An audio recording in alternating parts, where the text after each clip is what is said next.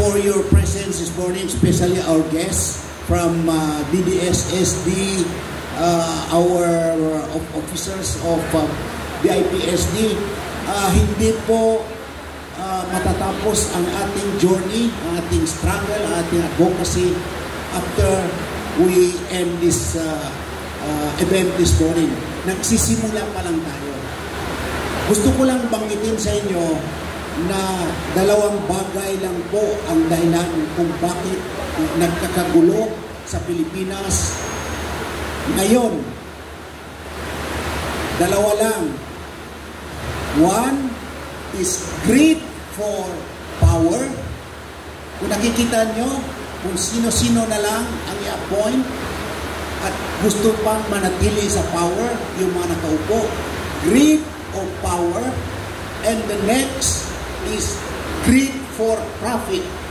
Profit kasi kung nakaupo sila, wala silang ibang ginawa kundi nakawin yung pera ng bayan. Sa mga Duterte type of leadership, si Tatay Digong ba ay nag-volunteer mag-run for the presidency? Hindi. Isa na dyan ang MRRD. Nag-convince sa kanya para tumakbo in 2016. At ang iba pang mga sectors ng lipunan. Si Inday Sara, is she really eyeing for the 2028 presidency? She is not. Pero gusto ng karamihan ng taong bayan at nakikita po to sa resulta ng mga national survey na siya po yung may pinakamataas na trust rating. At nakita mo naman natin sila, they are not greedy for the position and they are not greedy for the profit they gain and earn out of their position. So ito yung mga tipo ng leader na dapat maluklok bilang mamuno sa Pilipinas.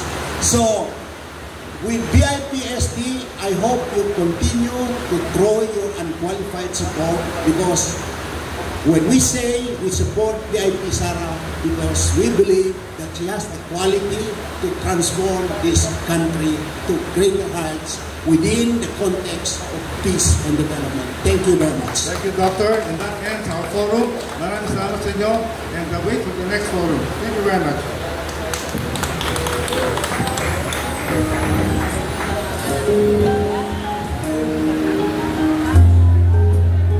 As we come to the end of this historic event, may today remind us that every individual voice matters, and when united, those voices can change a nation. On behalf of the voice of the individuals for sustainable development, thank you to all our board members, advisors, partners, and media friends for making this launch a success. Together, let us continue to be the voice that inspires change for peace, for unity, and for a better Philippines. This has been your host, Marisol Pili, Secretary General of BIPSD. Maraming salamat po. Mabuhay po tayong lahat at mabuhay ang BIPSD.